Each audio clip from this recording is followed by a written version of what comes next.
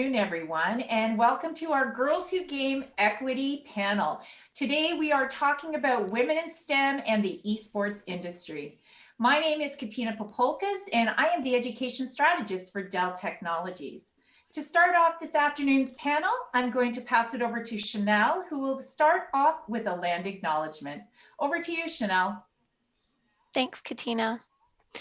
Inspired by the 94 recommended calls to action contained in the Truth and Reconciliation Commission of Canada, land acknowledgements are a necessary first step toward honoring the original occupants of what we know as Canada.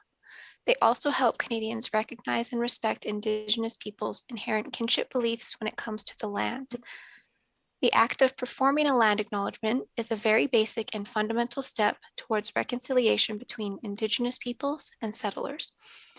Land acknowledgements go much deeper than just acknowledging whose land you're on, and to truly understand the importance of a land acknowledgement, one would need to look into the historical traumas that plagued Indigenous peoples and what lasting effects they have today.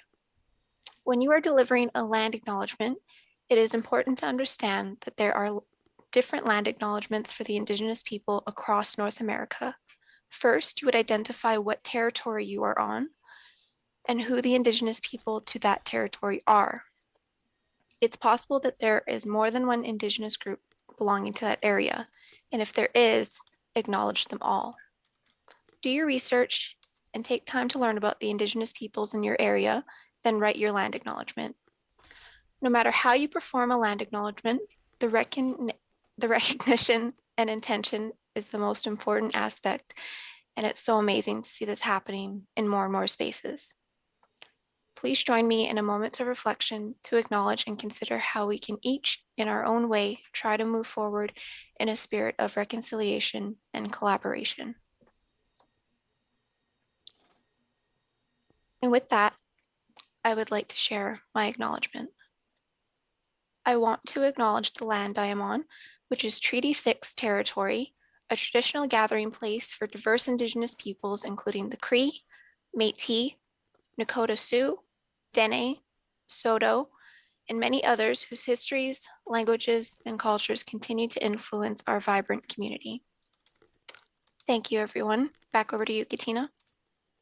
Thank you so much, Chanel. So important to start by making sure that we reflect and we really do consider reconciliation. So thank you for that. Now, let's get into what we are talking about this afternoon. It really is about the STEM reality, the esports reality. So we'll start with some numbers to just give us that evidence that we always look for. 50% of the workforce is female, and yet only around 28% of them are in STEM related fields.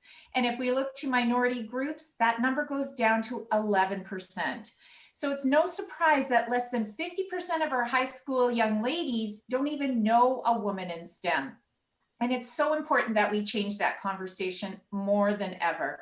And we've really seen that impact over the past year with what's been happening around the world and how women have really had to take a step back many times in their careers. And we really need to make sure that we address this. This is part of a conversation and we start to be part of a change as a society. And so part of this was coming from the esports industry because we're seeing this as an exploding industry that is just fantastic, super exciting, but again, very male dominated. And so what we've done at Dell in partnership with Microsoft and Intel is to create a program called Girls Who Game. And this is where we really look back to the elementary age, grades 4 to 8, and we center the program around 3 pillars. 3 pillars are being girl-centered ecosystem, where we encourage our girls to learn from each other and build their confidence. Authentic application, where we focus on true STEM learning and the competencies, and mentorship. So in this way, we believe if the girls can see it, they can be it.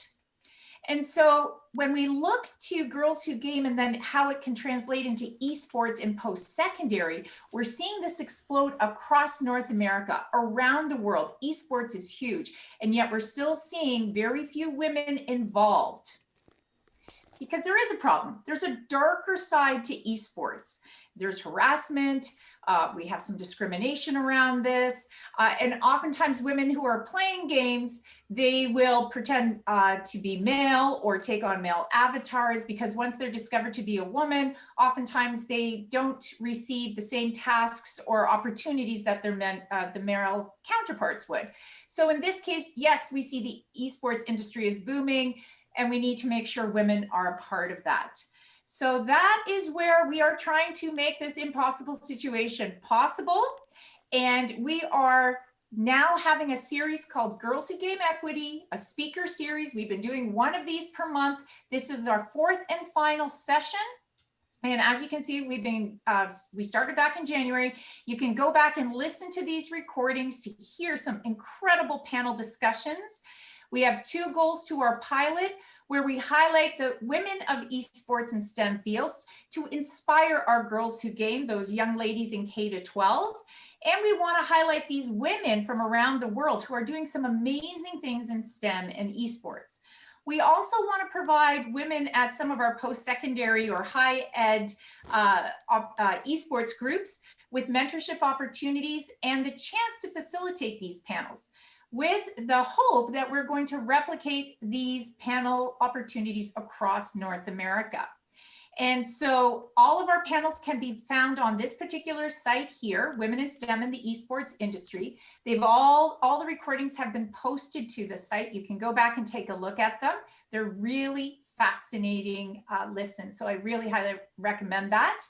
And today we are going to be talking about women in esports and STEM. How do we rethink education? So what do we have to change about what we're doing in schools today, both at K to 12 and at post-secondary or higher ed, so that we can address some of the issues that we just briefly talked about.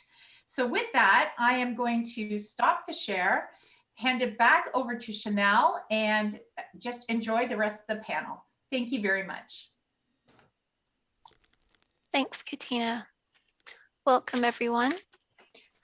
Today we have an incredible group of women here to speak about their roles in esports and STEM.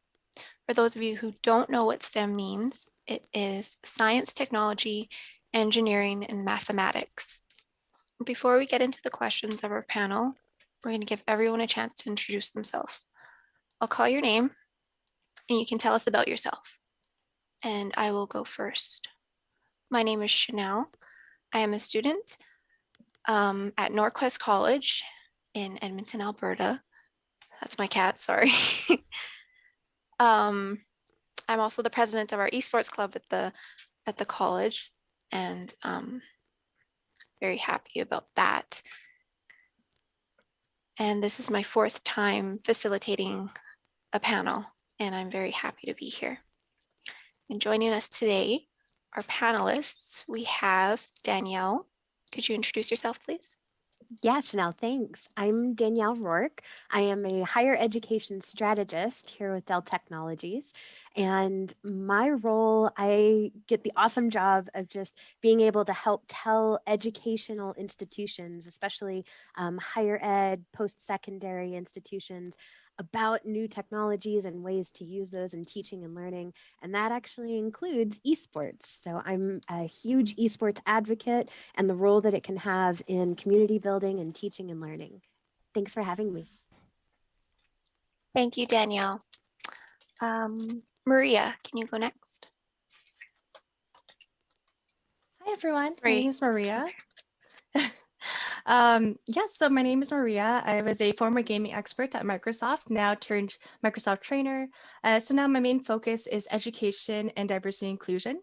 So I do come from a background of esports from the Microsoft end, whether it's our grassroots esports programs, our Xbox Special Olympics, as well as our Cloud9 League of Legends Championships. So those are some of the past things I've worked on, and I work very closely with the Girls Who Game team to host amazing STEM esports events to kind of introduce the girls into esports through Minecraft Education Edition. Thank you, Maria. I love your Minecraft background. It's very cool. Dana, please. Hi, Hi, my name is Dana Husted. I am the Director of Esports at Florida Tech in Melbourne, Florida, also known as Florida Institute of Technology. We are a STEM-based school. Basically, my role in simple terms is an athletic director for the esports program. I am launching a new program here where we will have competitive club and campus esports, and then eventually venture out into community gaming. I am very passionate about the industry. I have been in collegiate for about 5 years, so I definitely can navigate the waters there, and I'm really excited to share esports today with everyone. Thank you so much, Dana. Violetta. Hi, my name is Violetta, and I am a physiotherapist based in Finland. I work in esports as a physical performance coach, as well as a generally physiotherapist in neurology. Thank you so much. Brittany, can you go next? Hi, everybody. My name is Brittany. I'm a senior talent manager at Team Liquid, working out of the Dutch office. I'm originally from Canada, but I moved to the Netherlands 6 years ago to start working with Team Liquid. I also got my start in esports in 2012, also in the collegiate scene as well. My role at Team Liquid is helping all of our players who are signed to athletic rosters with their community building and streaming and their branding as well. Thank you. And last, we have Lynn. Hi, everyone. My name is Lynn Salmon. I'm a recruiter at Team Liquid based in Los Angeles. And in my role, I am responsible for hiring talented and skilled individuals to help pave the path for esports in all different functions. And I started, playing games when I was probably like 6, 7 years old, and haven't stopped. So excited. Thank you so much. Well, everyone, you can see that we have a fantastic lineup of women. Now we are going to go on to the questions.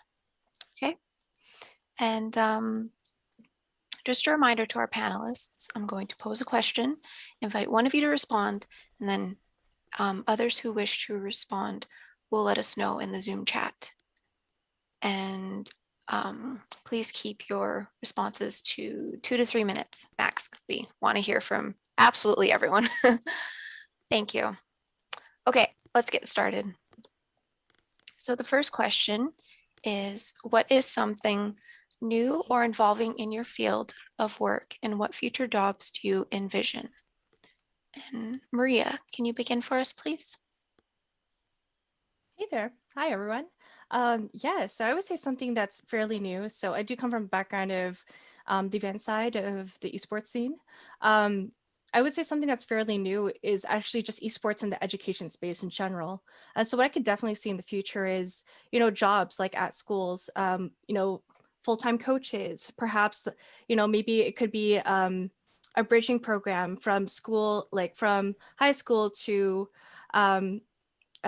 college or university that kind of bridges that gap to get into the esports space. So that's something I would say would be interesting to see. And I would say in technology, jobs, I would say in the technology space, jobs get created fairly frequently as things evolve and adapt. Even my job, like, it didn't even exist like 5 years ago. So I can only imagine there's likely going to be many more jobs in the next 10 years that may not exist just now, but could evolve as tech grows as well. I agree. And that is exciting to think about, new jobs and stuff like that relating to esports. Violetta, would you go next? Basically my profession still doesn't quite exist in esports. So I think that's about as new and coming as it goes. Physiotherapists in esports is not really a common thing. There's only very few of us in the world. When I was first starting my research on carpal tunnel syndrome in esports, people were kind of looking like, why would you want to work with gamers? You're physiotherapy, we're just sitting. But then that is exactly why nowadays a lot more healthcare professionals are getting on board. And I think it's fantastic that finally they're paying attention to the esports as a professional athletic scene. And huge shout out to Roots Gaming for taking me on board on a whim, because there is no other team in Finland currently where I'm based that uses a physiotherapist. So huge shout out for the trust. But yeah, I think the whole healthcare and wellness when it comes to esports, it's really up and coming. There's a lot of research going on, and with that, we'll get a lot more results and better ways to treat problems that could emerge as with any other professional sport. And I personally think that's fantastic because we can make sure that people can continue to play games for longer and without having any of the negative effects that would come from overusing and overtraining, as it is with other sports. So I'm personally very excited about that, and getting really more science people involved in esports. It's great. Yeah, you're kind of like bridging those two things together. And yeah, gamers are just like sitting all the time. It's not the best for our health. So it's very helpful to have your field involved. Brittany, do you mind speaking to this?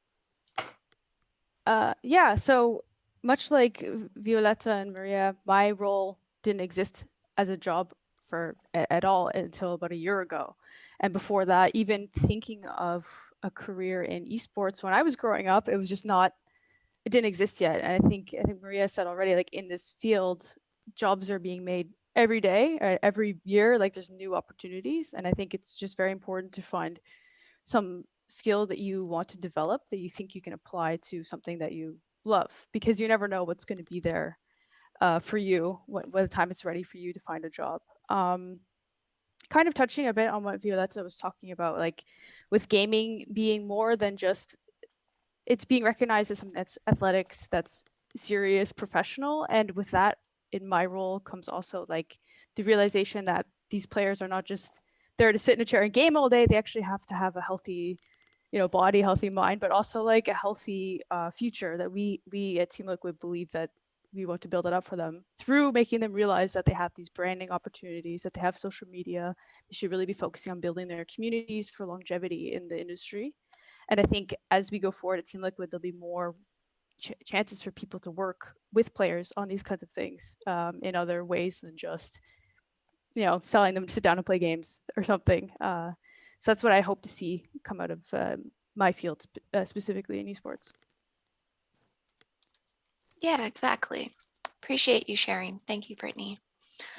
All right. On to question 2. And that is, how should education be leveraged to open the doors for young females in esports and STEM? And Danielle, we'll start this question with you. Yeah, I think it's a great question because there are so many different ways to go after that issue and to try to help encourage, women to get involved. And, if you look at some of the statistics, most women actually game, like, and I know that that's a really broad statement, but especially if you look at students, like there's at least 50%, if not more, just depending on your geographic area and different demographic factors. But so many women already game, but sometimes they don't necessarily feel comfortable in their spaces where they're gaming, or in the spaces that have been created that might be available to games. So my suggestions for educational institutions who are looking to create those spaces where those female gamers that already exist feel welcome and feel like they can come in and they can be a part of the group and a part of the program as well, is to just to do a little bit of research, research what are some of the issues that female gamers are facing? What are some of the cultural expectations? What are some of, the things that go on in game lobbies or any tournaments or things even, and try to come up with strategies to mitigate that, as well as taking a look at, some of the games that are most popular. For example, like, and I'm not saying that like women can't play CS:GO because it's awesome, and I know a lot of women who are great at it. But there has been, some informal studies, some just kind of surveys done that say, women don't always necessarily feel comfortable in the CS:GO games just because of the communities that have been built up there. So just making sure that on campus you're providing more options than just one game that may or may not feel inclusive to women and to girls. Have different types of games, have fighting games, have strategy games, have battle royale games where they can come together, do League of Legends. So just have those different options and make sure that that feels inclusive, as well as, setting up some ground rules. I know some of the schools we work with, like shout out to DePaul. We've had Courtney James on from DePaul before. They have their esports players and athletes go through bystander training and understand that, even if they see something that is like, oh man, somebody should take care of that. Like, you're somebody, you can call that out. You can speak up for anybody who maybe is being left out, or anybody who is not being welcomed, with open arms into this community. Wonderful. Thank you so much, Danielle. Yeah. Maria, could you go next? Hey, yes, for sure. So I would say how education could really be leveraged to open doors for young women in esports is really just when they're at a very young age, that's when, children are very impressionable. That's when they kind of self-discover, kind of decide, what path they want to get into as they grow older. If I had programs like Girls a Game and I was young, I would feel like I would be much more empowered to believe that I could actually pursue a career in gaming. But at the time, like, of course, that didn't exist. So I think having these kind of programs are super important because it makes women believe at a young age that they can accomplish anything. They can get into a male dominant space, and I think it's quite encouraging to allow women to want to compete, especially at such a fun and safe, inclusive space like in school. And it also opens doors to kind of introduce young girls to connect with women in the esports and tech space who are already working careers, just to show some sort of representation. I think representation is very important because it allows young girls to have someone to look up to and someone to inspire to be, someone that they can relate to. Seeing other women in that space is definitely very valuable. So that's how I think education can really play that role. Awesome. Thank you. Lots of advice for our audience today. Dana, would you like to add something?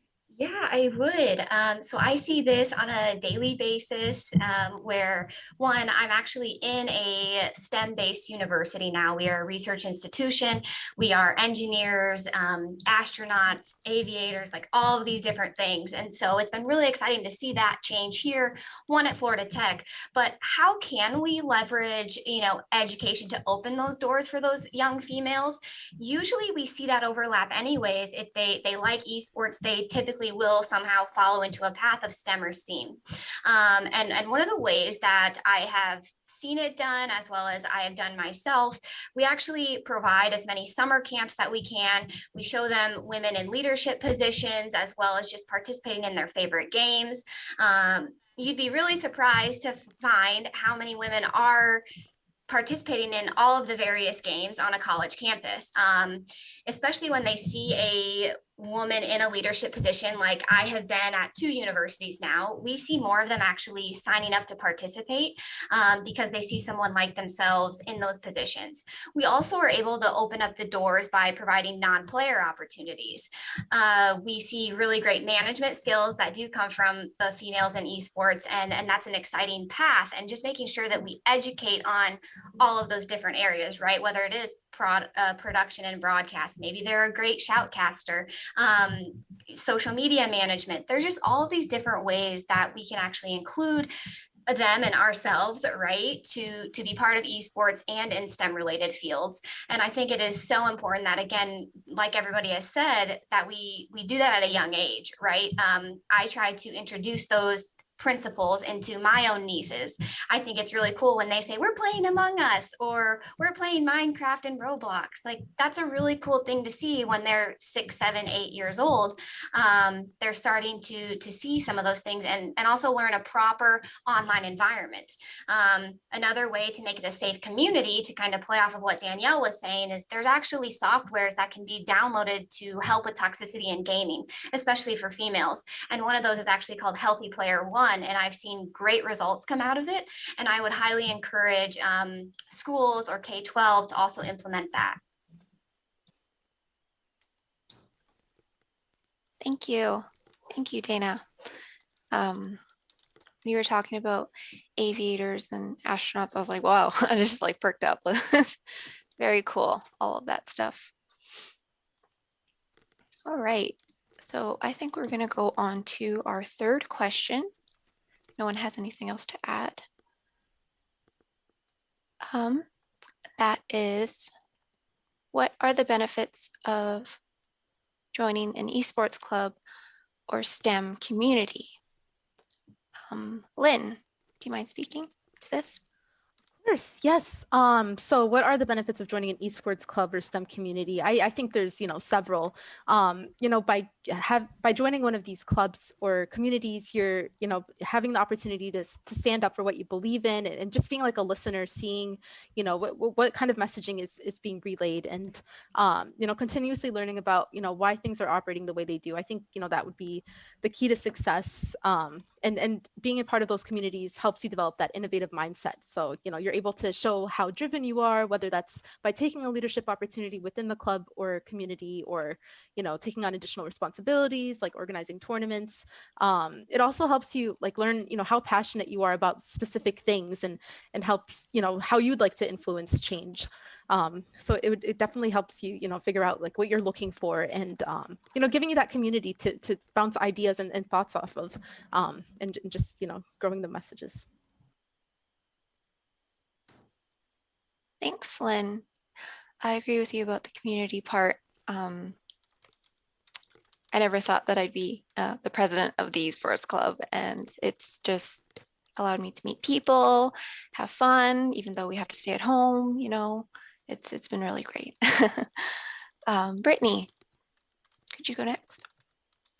I think a lot of this touches on a bit of the previous question as well. The importance of setting up safe or spaces where girls can come and have a place to feel like they're represented, that they have the games that they like are being played and are introduced into the space.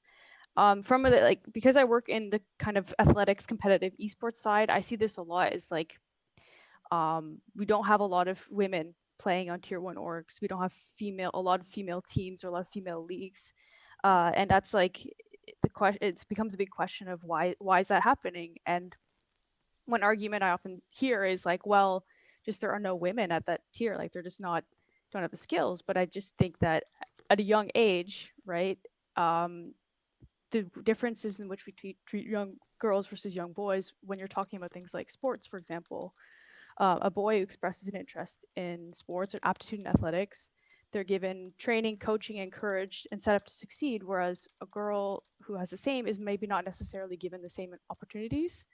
And I've read experts have said that these tiny neurological differences that transfer into gaming skills that people refer to when they say girls are not as good is actually developed at this kind of sports age, this like athletics age, and that they're very tiny. And so if we can support women at a young age and girls at a young age who have this interest and aptitude for athletics or competition by providing with these sort of like programs where they can play games or do whatever, then I think that these kind of differences disappear as you get older and it becomes more, I don't want to say like normal, but it's not as yeah, it's a bit more normal to see women competing on a stage with guys because it's just how kids have been raised, that it's all treated the same.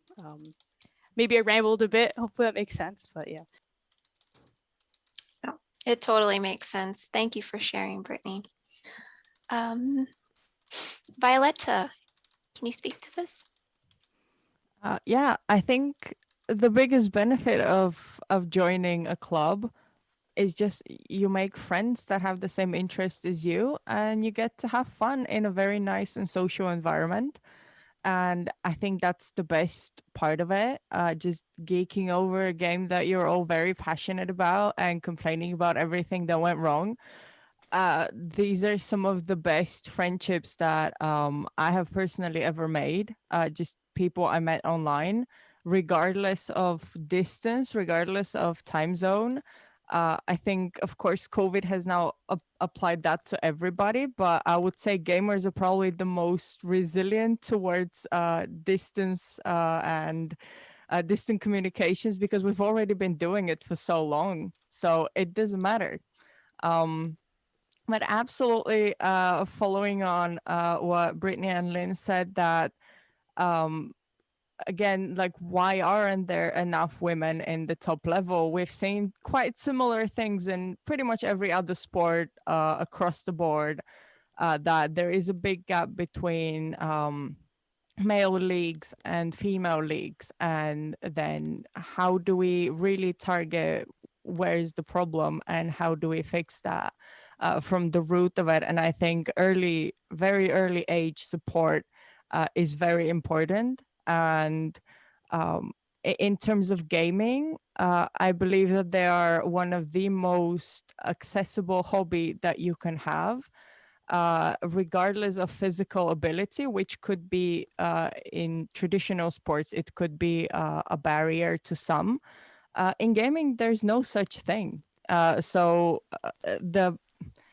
the entry level is very low. So I would highly encourage all the girls and all the boys who may be listening as well, be very open about your interests, because I would not get to hear if I didn't just start telling everybody what I was doing and why I was doing it and annoying the heck out of them for a while. But in the end, the people who are very interested in you, they will listen and they will say, hey, I actually like that too.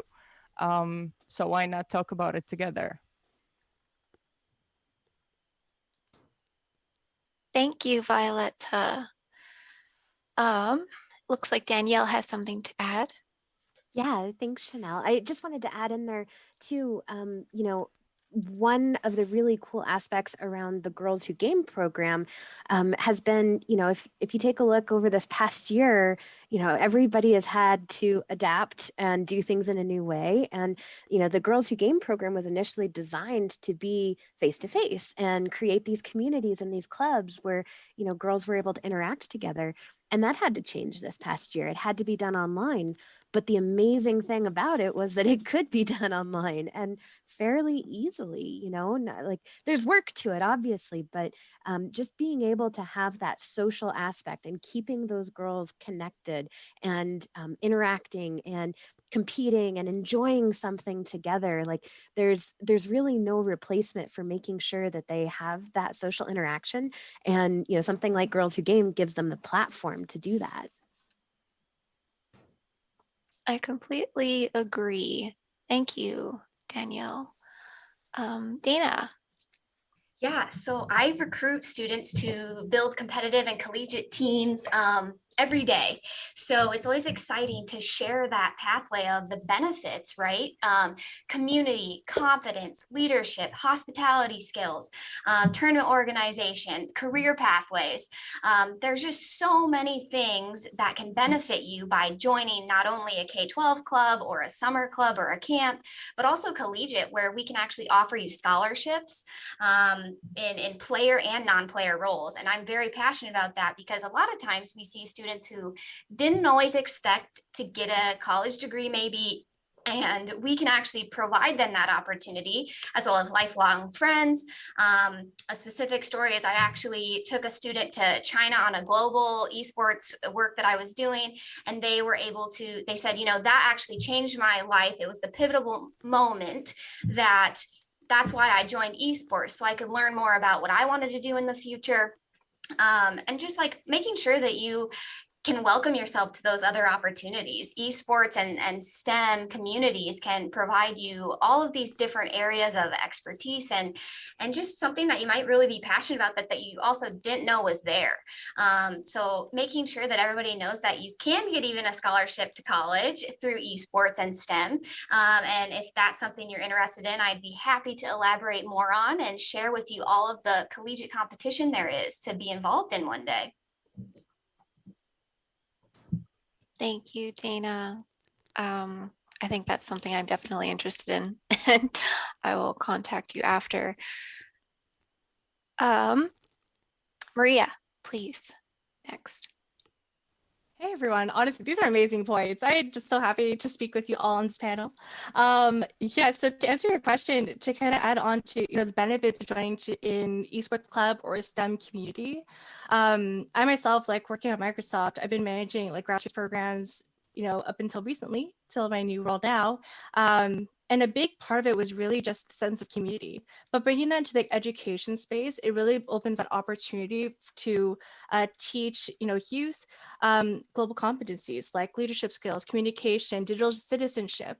And I think what I found just from even our local tournaments, like our in-person tournaments when we used to have them prior to, it was just that sense of community where it opens it up that if you actually do want to get into the space to compete, whether it's just for fun or really want to take it more professional, you work with your community to really upskill, to really grow. You get tips from the community, and I think that's where it can take you quite far. And with the STEM program with Girls Who Game that we've been working on, we hosted our first ever esports tournament this past January, and that was a thrill to host. Having something like that for young girls, it was a really great introduction to get their feet wet into competing in esports tournament. It was utilizing Minecraft Education Edition. That isn't, I would say, widely known in the esports space, but it's a really great tool to kind of introduce them through a game that they're already comfortable with. But we held, but introducing to certain terminology, like different types of tournaments, such as for this tournament, we had it as like round robin. Perhaps in the future, we may be doing a multi-phase tournament. Maybe it might do bracket, who knows where it might go, but slowly introducing it into the space, who knows where that might take them in the future. They could be the next, world championship, world champ of who knows, like Halo one day. You never know. So I think having these kind of programs are so important. This is where you grow. Even myself, like I would just compete and play at my local, gaming places, but it kind of evolved, and I never thought I could take a career in it. So why don't we take what we have, these resources and this opportunity to empower young girls and other youth through esports clubs and STEMs to see where it could take them as well. Thank you, Maria. All right. We are going to move on to question 4. That is, what words of inspiration might you offer to girls and young women who are watching? Lynn, could you please start? Of course, yes. So words of advice coming from someone who's a recruiter, and if you ever are applying to any jobs, someone that would be looking at your application, definitely convey how much you're passionate about things, and don't be afraid to speak up, and just we're all here to help. There's a huge support system, and whatever you're thinking is valid, and just continue voicing it, and we can move the conversation further. And no idea is a crazy idea. Everything is worth attention, and it's worth it. Girl, you're worth it. Awesome. Brittany, can we hear from you? Yeah, also speaking from just my role in esports and what I often give advice for people is I got a lot of people who are just super enthusiastic about gaming and they're just not sure how they want to get in or what they want to do. And they just write to me like, please, I'll do anything. Just let me on the team. Like, I don't care. I would recommend that I kind of touched on this earlier, but find what you really enjoy and the skills that you have that you're like, hey, I'm pretty good at this, and hone them and do whatever you need to do to like make yourself the best at that. And then when you come to these esports orgs, you're like, hey, I'm the best dang writer you've ever seen. Like, hire, and you have your skill set, you know what you want to do. And then just, it can be whatever you're interested in. We can make it work if you're good enough and passionate enough about it. So Wonderful. Thank you so much, Brittany. Danielle, could you go next? Yeah, absolutely. And I'm going to tell a little bit of a story, but I'm going to try to keep it in my 3-minute window. So, one of my things would be to never give up and never deny your passions and what you have fun with and what you like. And so the story part of that is that I've been a gamer since I was a little girl. Like, I remember playing on my 386 computer, like the Alley Cat game and the bartender game. And most of the people on this stream probably have no idea what I'm talking about, but it was really, really old games. And I loved it. I was passionate about it. And as I grew up, I really, really wanted to be like a cinematics designer. Like, my goal was to work for Blizzard and to make those awesome cinematics that they have in between their cutscenes. And so, I worked on that towards high school, and I actually was pre-enrolled at the Art Institute of Phoenix for game design. And that's what I was going to do. And then just a bunch of different things happened in my life, and I wasn't able to do that anymore. And so I pivoted and I said, okay, well, I'm going to go down this path. Like, maybe I'm going to be a teacher, a psychologist, or whatever. And I ended up going into IT. And so I found, things that were great about my IT jobs. I still gamed on the side because I was super passionate about it my whole life. But then, in the course of my IT jobs, I started applying for some other jobs too that might be able to move. And I actually got an interview with Blizzard. And I got like all the way through, I got to the 3rd interview with Blizzard. And, something that I said in the interview just didn't necessarily go along with what they were looking for that position. So I didn't get the job. So I was a little bummed, but I was like, okay, you know what? It's expensive to live in California. Maybe this is a good thing. Um, so I still went and I did other things, and I worked for a university, and I got to do education and all of that. And then I got this interview here with Dell Technologies to be an education strategist. And there was really nothing about the job posting that had anything to do with games. And when I went down for the interview to Texas, they had an experience lounge, and it lets you try out all the different little cool gadgets and everything. And they had a gaming center set up. So they had the curved monitors, the Alienware RGB lighting. It just was really, really cool. And so I geeked out about it. And I was like, oh my gosh, can someone take my picture? And, I want to make my friends and my son jealous and all this stuff. And my passion and geeking out about it in a very like a tactful way, a respectful way, a productive way, where it was the right time at the right place to let a little bit of my geekness and my passion shine. And that actually tipped my boss, our director of education strategy, off to the fact that I was a gamer. And he actually had a spot on his team for someone to be a subject matter expert for esports. And so he was like, I've got this great spot for you to take, and I really want you to take over these initiatives. So I just want to like share with everyone out there that your path does not have to be one straight line. Like, you can go and travel and have all these different careers and jobs and skill sets, but keep that inner passion. And as long as you do it respectfully, tactfully, and right place, right time, let your geek out and let your geek show, and it can lead you to so many really cool opportunities. Thank you, Danielle. Yeah. Violetta, could you go next? Yeah, thank you. Danielle, I absolutely loved the story. And my advice will be kind of along the same lines, only I probably annoyed more people along the line than did it respectfully. I think a lot of my teachers will be very happy after my final defense presentation that I had to preface that this is the last time I'll talk to you about gaming. I promise you never have to hear of me again. Because as Daniel said, you don't have to be directly into game development in order to do gaming related content. Um, in my studies, every assignment almost that I did, I connected it to gaming. Accessibility, go for gaming because gaming has one of the best accessibilities available. Participation, also gaming is very worldwide spread way of connecting to people.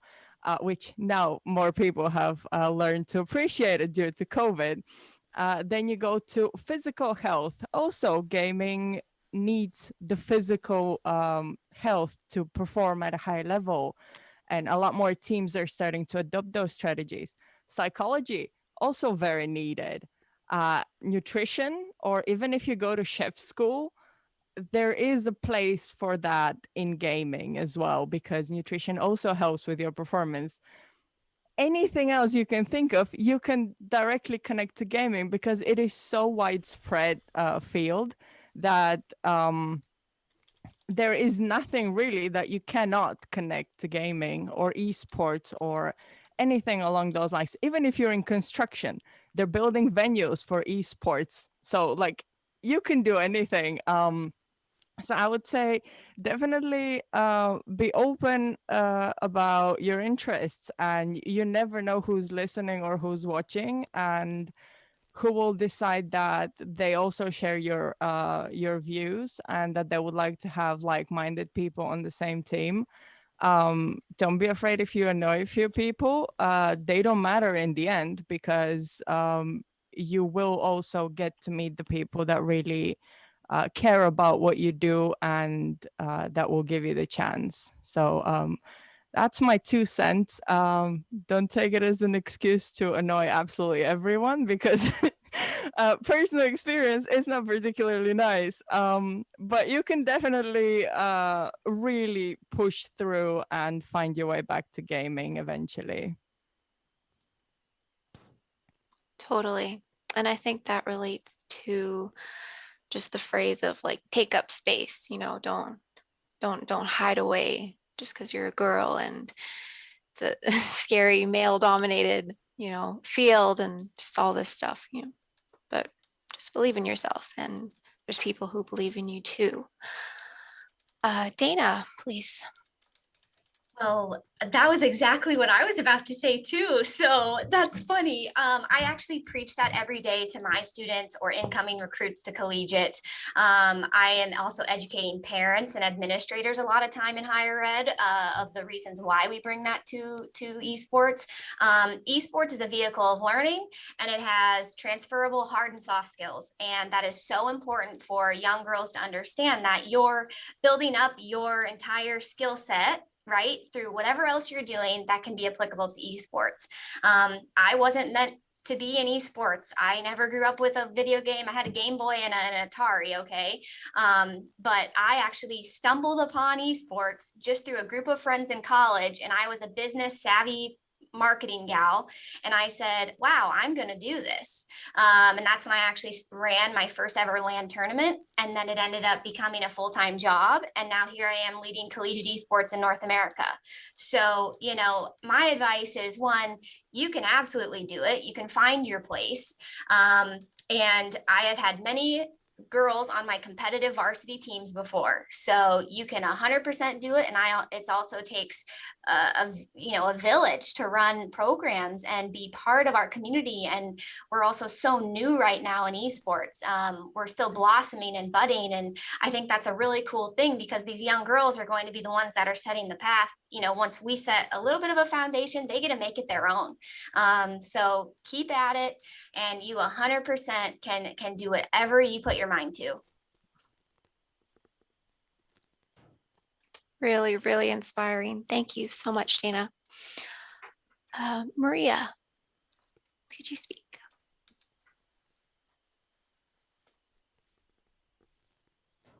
Oh, having some technical difficulties. Oh, sorry, just trying to unmute.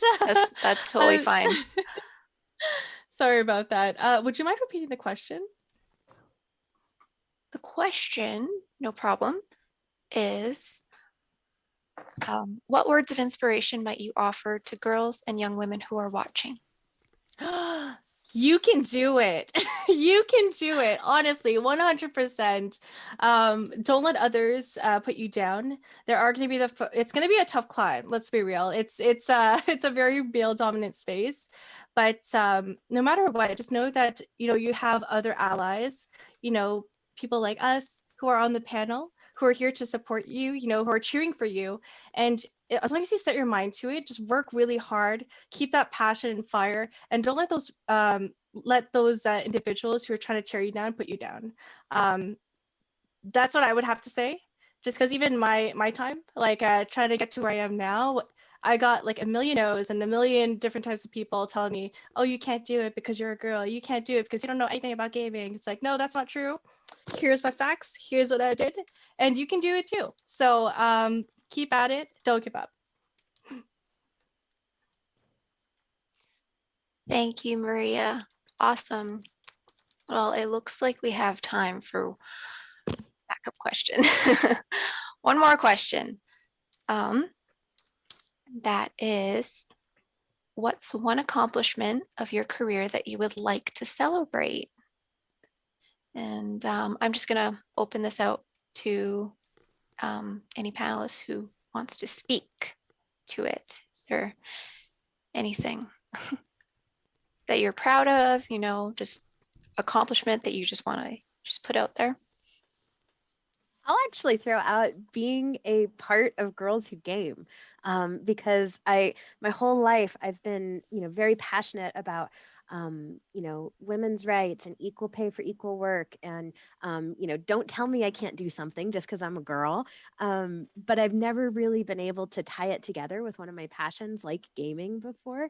And so, major shout out to Chanel and Katina and everyone who makes Girls Who Game possible, because it's like checking all my boxes of my passions and the things that I want to get involved in and the things that I want to help with, and use my skills and my voice to really speak up for and make new opportunities and kind of create this new world for women and girls in gaming, to feel confident about it. So I'm grateful to actually be at this point in my career that I can be involved in those things. So and grateful to the whole Girls Who Game organization. Thank you, Danielle. I as well am grateful for this opportunity. It's really awesome. Maria, I saw your hand up. Yeah, honestly, just to add on to Danielle, something that I'm super proud of is definitely Girls Who Game, and I'm really excited to still continue to be part of this. I've been on this project since last summer, and honestly, just big milestones. We just did our very first esports tournament in January. We're doing more in scaling to much more school boards, and really excited to see how it grows and just get more young women get involved into the esports space. Wonderful. Thank you, Maria. Brittany, do you have anything to add?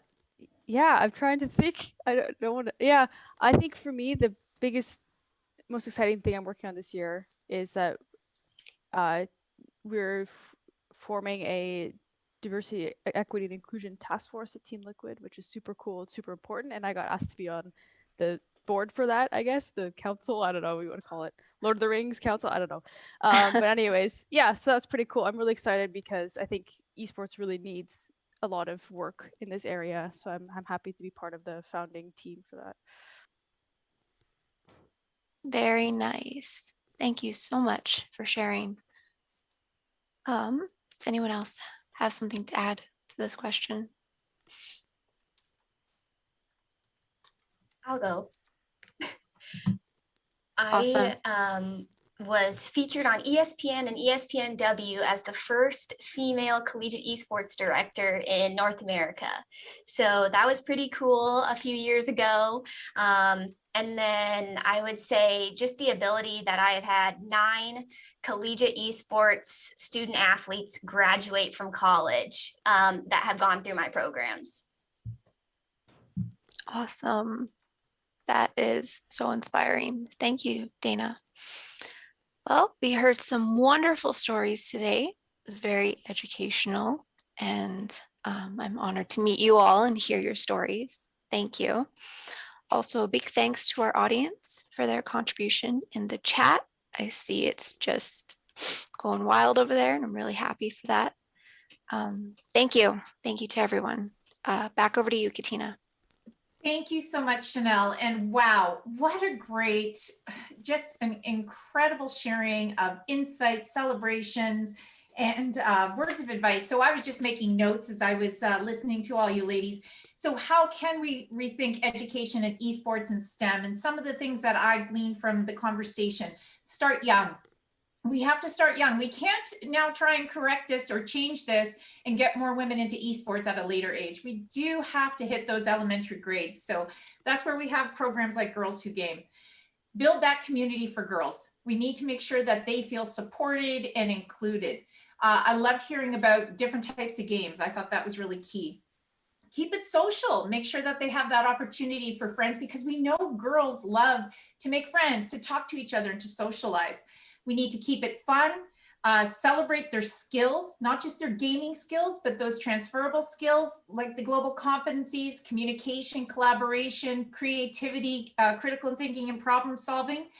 Build those STEM and esports connections so people really see it as a valid and a career opportunities for those who are a little bit of a doubter. So the more we can tie that STEM and esports together are great.